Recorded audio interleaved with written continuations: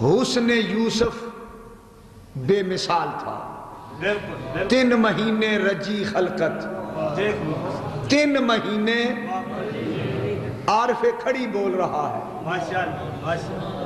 ایک حدیث کا ترجمہ ہے 3 مہینے رجی خلقت ویخ یوسف کنعانی تے جنا محمد عربی ڈٹھا رجے دوئی جہانی.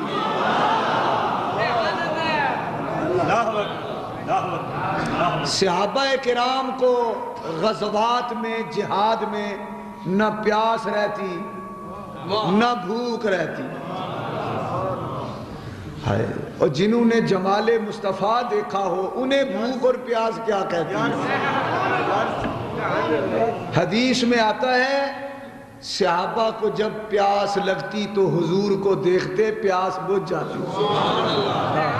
سبحان اللہ. تو بولو بھوک لگتی حضور کے چہرے پہ نظر ڈالتے تو بھوک ختم ہو جاتی. جنا محمد عربی ڈٹھا رجے دوئی جہانی. ایک جملہ کہہ رہا ہوں. حسن یوسف اتنا چمک رکھتا تھا.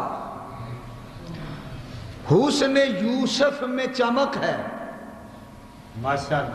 اور حسن محمد میں نمک ہے. کیا کہا میں ایک حدیث کا ترجمہ کر گیا.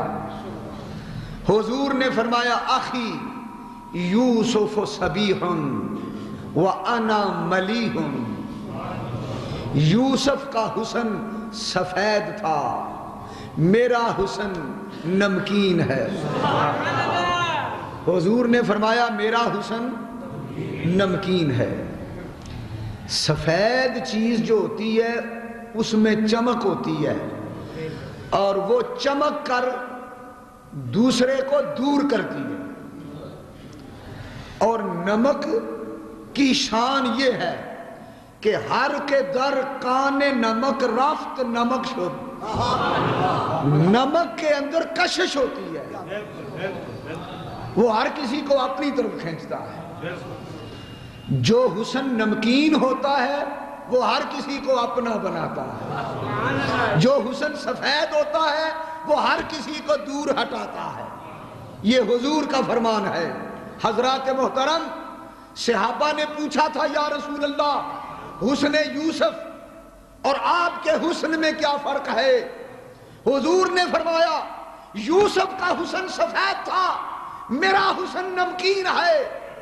اور اس کا ترجمہ میں نے کیا ہے، آپ کو سناتا ہوں. سنیں کیا ہے ترجمہ. یہ ہے کہ حسن یوسف بھی بے مثال، حسن مصطفیٰ بھی بے مثال. حسن یوسف کو بھی سلام، حسن مصطفیٰ کو بھی سلام. مگر فرق یہ تھا کہ جب حسن یوسف پہ نظر پڑتی تھی تو کسی کی نظر جمتی نہ تھی، اور جب حسن مصطفیٰ پہ نظر پڑتی تھی تو پھر کسی کی نظر ہٹتی نہ تھی.